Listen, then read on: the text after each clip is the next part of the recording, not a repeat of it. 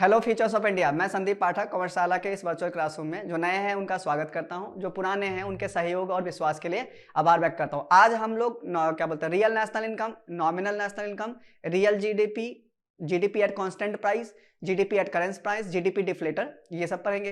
ठीक है, अब एक चीज समझिए, जब जीडीपी हम कैलकुलेट करते हैं, हर साल का जीडीपी कैलकुलेट करते हैं, हर साल का जीडीपी कैलकुलेट करते हैं, तो एक पर्पज, बहुत सारे पर्पज में से एक पर्पज ये भी होता है कि आप ये जाने कि आपका जीडीपी इंक्रीज हो रहा है, डिक्रीज हो रहा है, इंक्रीज डिक्रीज क्यों हो रहा है, तो ये जानना चाहते हैं। तो यहाँ पे दो कंसेप्ट आता है, एक तो हम जिसको हम रियल जीडीपी बोलिए या जीडीपी, एक रियल जीडीपी वाला कंसेप्ट है,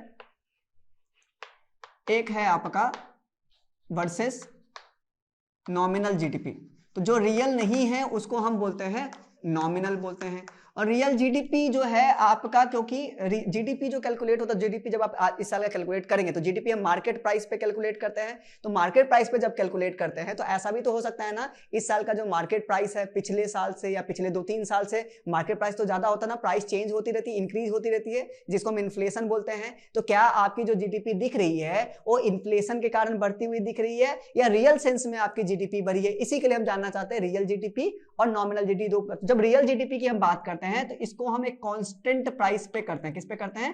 कांस्टेंट प्राइस पे। अच्छा, ये कांस्टेंट प्राइस क्या होता है? कांस्टेंट प्राइस के लिए एक ईयर को हम फिक्स कर लेते हैं कि अगले 5 साल, 10 साल या 12 साल हम इसी प्राइस पे भी जीडीपी को कैलकुलेट करेंगे, जिसको हम बोलते हैं बेस ईयर। जिस ईयर का हम प्राइस लेते हैं उसको हम बोलते हैं बेस ईयर।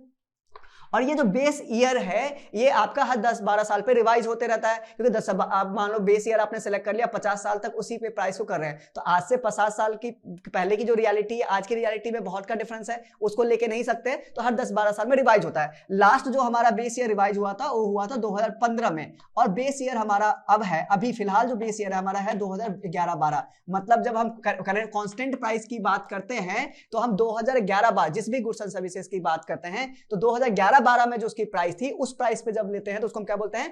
कांस्टेंट प्राइस पे। तो ये बेस ईयर लेते हैं 2012 में। इससे पहले जो आपका बेस ईयर था 2007-8 था, 2015 से पहले जो बेस ईयर था 2007-8 था। अर्लियर जो है आपका 2007-8 था। ठीक है, तो इस पे लेते हैं, इससे आपको मतलब नहीं है 2015 से, है ना, फ्रॉम 2015 आप क्या कर रहे हैं 2011-12 को बेस ईयर ले रहे हैं। ठीक है, और करंट प्राइस का मतलब, और नॉमिनल जीडीपी जब हम कैलकुलेट करते हैं तो ये हम करते हैं, इसको बोलते हैं जीडीपी एट करंट प्राइस। जब करंट प्राइस पे आप कैलकुलेट करते हैं जीडीपी को तो आप उसको बोलते हैं नॉमिनल जीडीपी। जब आप कांस्टेंट प्राइस पे कैलकुलेट करते हैं तो उसको बोलते हैं रियल जीडीपी, है ना, जीडीपी एट कांस्टेंट प्राइस। अच्छा, अब इसको समझिए कि ये क्यों इंपॉर्टेंट है, इसको एग्जांपल से समझते हैं। अब मान लीजिए कि आपके पूरे इकोनॉमी में मान के चलता हूं कि कोई एक ही प्रोडक्ट का प्रोडक्शन हो रहा है। ठीक है, तो आपका मान लीजिए यूनिट्स कितना है, 1000 यूनिट्स है, और मान लीजिए 2023-24 की बात कर रहे हैं। ठीक है, तो ये 2023-24 जिसको आप करंट प्राइस बोलेंगे, ये एक ले लेते हैं कांस्टेंट प्राइस। ठीक है, कांस्टेंट प्राइस हम किसका लेंगे? 2011-12 का लेंगे। ठीक है, अब मान लीजिए 1000 यूनिट प्रोड्यूस हुआ, एग्जांपल लेते हैं कि 100 रुपया इसका आज प्राइस है। कितना प्राइस है? 100 रुपीज प्राइस है, और आपका 2011-12 में इसका प्राइस कितना था? 80 था। तो अगर आप जीडीपी की बात करेंगे, जीडीपी रियल वाली की, रियल मतलब कांस्टेंट प्राइस पे, और जीडीपी बात करेंगे आप नॉमिनल वाली की, मतलब कि आपका करंट प्राइस पे जब बात करेंगे तो, ठीक है ना। तो अब जीडीपी यहां आप, ये आपका मान लीजिए कि मैं 1000 यूनिट्स ही है, 100 रुपीज के हिसाब से करंट प्राइस पे लूं तो कौन सा आएगा? नॉमिनल जीडीपी आएगा। तो करंट प्राइस पे लूं तो मेरा कितना दिखेगा? क्या बोलते हैं, 1000 यूनिट इंटू 100 कितना प्रोडक्शन हो गया? 1 लाख का प्रोडक्शन हुआ, 1 लाख रुपए का प्रोडक्शन हुआ है। लेकिन अगर मैं कांस्टेंट प्राइस पे लेके चलूं 2011-12 का उसी गुड्स की प्राइस का, तो मुझे कितना दिखेगा? 80,000 का ही प्रोडक्शन हुआ है। अब आपको डिफरेंस दिख रहा है? डिफरेंस समझ में आ रहा है ना, कि आपका रियल सेंस में, जब भी आप इकोनॉमिक्स में रियल की बात करें तो रियल सेंस में कोई गुड्स एंड सर्विसेज के प्रोडक्शन में चेंज आई है तो रियल बोलते हैं। तो रियल सेंस में तो आपका 80,000 का ही प्रोडक्शन हुआ है, लेकिन दिख कितना रहा है? इन्फ्लेशन के कारण, प्राइस राइज के कारण आपका दिख कितना रहा है? 1 लाख का प्रोडक्शन हुआ है। तो क्या ये रियलिटी को दिखाता है? क्या रियलिटी को नहीं दिखाता है। रियलिटी को ये दिखाता है, ये जो इंक्रीज है, इन्फ्लेटेड वैल्यू जो आपको दिख रही है, ये इन्फ्लेशन की वजह से दिख रही है, प्राइस राइज की वजह से दिख रही है। तो इसके लिए इसको हम बोलते हैं नॉमिनल जीडीपी, और इसको क्या बोलते हैं? जो कांस्टेंट प्राइस पे होता है, क्योंकि अब ये जो वैल्यू आई है वो कांस्टेंट प्राइस पे आई है, मतलब आपका इतने प्रोडक्शन हुआ है, इसको हम बोलते हैं रियल जीडीपी बोलते हैं। दूसरा एग्जांपल समझते हैं कि मान लीजिए जब आप कंपैरिजन करते हैं तो आपका करके चलते हैं कि मान लीजिए सपोज कि पिछले साल से इस साल का आपको कंपैरिजन करना है। क्या करना है? पिछले साल से इस साल का आपको कंपैरिजन करना है। ठीक है, ये हमने यहाँ पे 2023-24 ये ले लेते हैं प्राइस। अब मान लीजिए मुझे कंपैरिजन करना है 2022-23 से। 2022-23 में आपका प्रोडक्शन हुआ था मान लीजिए 800 यूनिट का। ठीक है, तो अब आपका जो है इसका प्राइस था 2022-23 में, इसका मान लो 90 रुपीज था। अब ये तो 80 रुपीज फिक्स रहेगा, कांस्टेंट प्राइस तो 2011 फिक्स रहेगा। अब देखिए यहाँ पे आपका 800 यूनिट 80 रुपए के हिसाब से, आपका जब रियल की बात करेंगे तो आप लेंगे 80 रुपीज के हिसाब से कितना है 64,000 का, और आपका जब यहाँ पे 90 रुपीज के हिसाब से लेंगे तो 72,000 का। अब मुझे कंपैरिजन करना हो कि जो जीडीपी का मेरा ग्रोथ रेट है कितने से इंक्रीज हुआ है। जब इसको आप करेंगे तो कुछ और फिगर आएगा, क्योंकि 18,000 का इंक्रीज हुआ है। 18,000 डिवाइडेड 18 नहीं 28,000 हुआ है।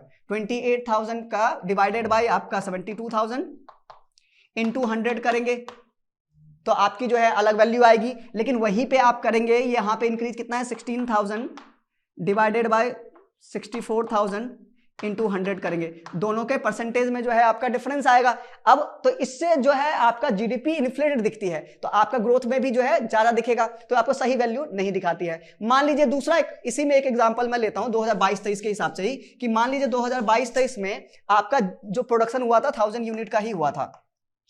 1000 यूनिट का ही हुआ था, 2022-23 की हम बात कर रहे हैं।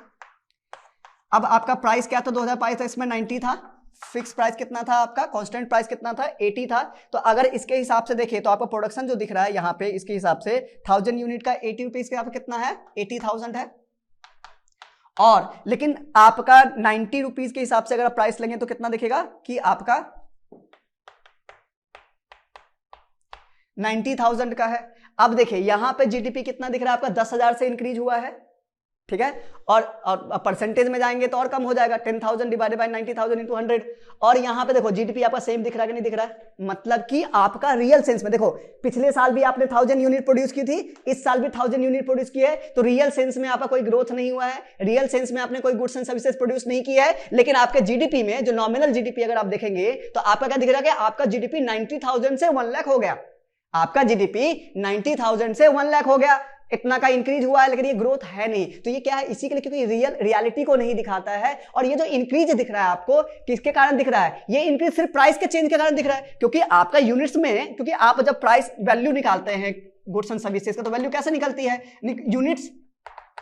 यूनिट्स इनटू मार्केट वैल्यू या प्राइस, जो भी बोलिए, मार्केट बोलिए प्राइस बोलिए, इसका ही डिफरेंस आता है। ये जब आपका सेम है इसमें डिफरेंस आ रहा है, ये आपका कांस्टेंट है, इसका मतलब चेंज किसके कारण आया है, आपके प्राइस के कारण चेंज आया है। तो इन्फ्लेशन के कारण जो चेंज आया है, तो ऐसे जीडीपी को नॉमिनल जीडीपी बोलते हैं। तो क्या समझे सिंपल में, जब जीडीपी को हम कांस्टेंट प्राइस पे या बेस ईयर के प्राइस पे कैलकुलेट करते हैं, उसको हम GDP at constant price, GDP at base year भी बोलते हैं या रियल जीडीपी बोलते हैं। जब जीडीपी को करंट प्राइस पे कैलकुलेट करते हैं उसको नॉमिनल जीडीपी बोलते हैं। बहुत बार रियलिटी को नहीं दिखाता है, जो रियल ना हो उसको हम नॉमिनल बोलते हैं, तो उसको नॉमिनल जीडीपी या जीडीपी एट आपका करंट प्राइस बोलते हैं। अच्छा, क्योंकि जीडीपी से ही आप नेशनल इनकम कैलकुलेट करते हैं, क्योंकि आप जीडीपी से ही नेशनल इनकम कैलकुलेट करते हैं, तो सेम अगर आपका कांस्टेंट प्राइस पे या बेस ईयर के प्राइस पे अगर आप नेशनल इनकम कैलकुलेट करते हैं तो आप उसको रियल नेशनल इनकम बोलेंगे या national income eight base price बोलेंगे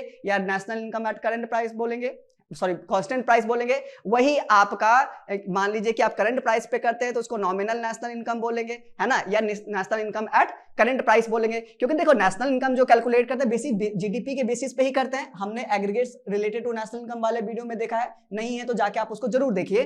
तो अब देखिए जीडीपी हमें कैलकुलेट करना है नेशनल इनकम, और मैंने उस वाले वीडियो में बताया था जब भी हम इनकम कैलकुलेट करते हैं और रियल में, और दूसरा जो है आपका एक तो फैक्टर कॉस्ट पे, दूसरा नेट में कैलकुलेट करते हैं। तो नेट पे करेंगे तो नेशनल इनकम है, तो नेट के लिए net word N, net national है तो नेशनल, इनकम है तो इनकम, मतलब इनकम को प्रोडक्ट भी बोलते हैं, इनकम एट क्या बोला मैंने, फैक्टर कॉस्ट पे, दो पे, एक तो आपका नेट पे करते हैं और फैक्टर कॉस्ट पे करते हैं। तो नेशनल इनकम है तो बोलेंगे नेट, नेट का एन, नेशनल का एन और इनकम को पी से हम करते हैं, और आपका factor cost NNP eight factor cost चाहिए, और ये चाहिए कहां से, आपको जीडीपी से चाहिए। और जीडीपी का मैंने बताया था जब कुछ मेंशन ना हो तो जीडीपी होता है मार्केट प्राइस पे, क्योंकि जीडीपी के डेफिनेशन में ही जाए तो क्या मतलब होता है, it is the market value of all the final goods and services produce with in the domestic boundary for a specified period of time.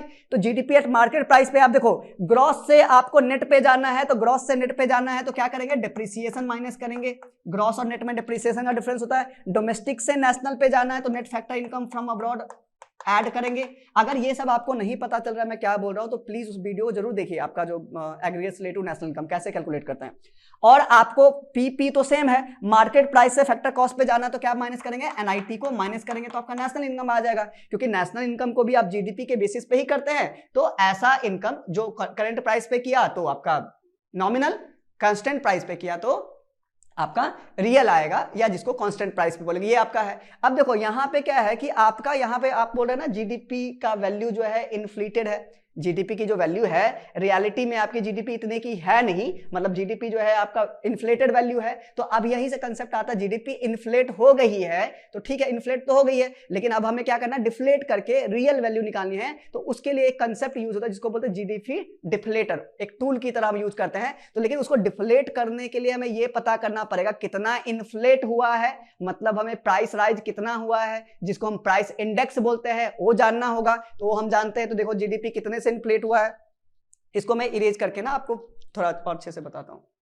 तो जीडीपी को हमें डिफ्लेट करना है, जैसे कि बताया जीडीपी डिफ्लेट हुआ है, सॉरी डिफ्लेट करना है, तो हमें यह पता करना पड़ेगा इन्फ्लेट हुआ है, हाँ हुआ है, तो कितने से इन्फ्लेट हुआ है, कितने से इन्फ्लेट हुआ है उसको हम बोलते हैं प्राइस राइज कितना हुआ है, इन्फ्लेशन कितना है, जिसको प्राइस इंडेक्स भी बोल सकते हैं। मान लीजिए आपका नॉमिनल जीडीपी जो है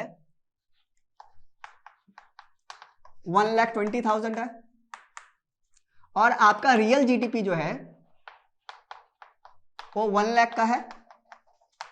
इतने का होता नहीं, सिंप्लीफिकेशन पर्पस से सिंपल एग्जांपल ले रहा हूं, है ना। जीडीपी तो आपको पता है ना उसकी वैल्यू कितनी ज्यादा होती है, बिलियंस में होते हैं, ठीक है। तो अब आपका ये वैल्यू लिया, अब मुझे जीडीपी डिफ्लेटर निकालना है। क्या निकालना है, जीडीपी डिफ्लेटर, मतलब कि जिसको यूज करके हम डिफ्लेट कर सके। तो हमें यह पता है कितना इन्फ्लेट हुआ है, तो कितने से इन्फ्लेट हुआ उतने से ही डिफ्लेट करना पड़ेगा। तो हमें क्या निकालना पड़ेगा, प्राइस इंडेक्स निकालना पड़ेगा। प्राइस इंडेक्स मतलब कितना प्राइस राइज हुआ है, तो कितना प्राइस राइज हुआ है, और जनरली इसको हम परसेंटेज में निकालते हैं। तो आपका देखो प्राइस राइज हुआ है तो मेरा इंक्रीज प्राइस, इन्फ्लेटेड प्राइस कितना है 1,20,000, मेरा रियल प्राइस कितना है वो है 1 लाख। अब मुझे क्योंकि परसेंटेज में निकालना है, तो जो भी परसेंटेज में निकालते हैं वहां पे क्या करते हैं 100 से मल्टीप्लाई करते हैं। जैसे अपने मार्क्स का परसेंटेज निकालते हो तो क्या करते हैं, जितना मार्क्स आया divided by total marks into 100, तो परसेंटेज आ जाता है। तो आपका कितने से हुआ है 120% बोलिए, या अगर परसेंट नहीं यूज करना तो 100 हटा दीजिए।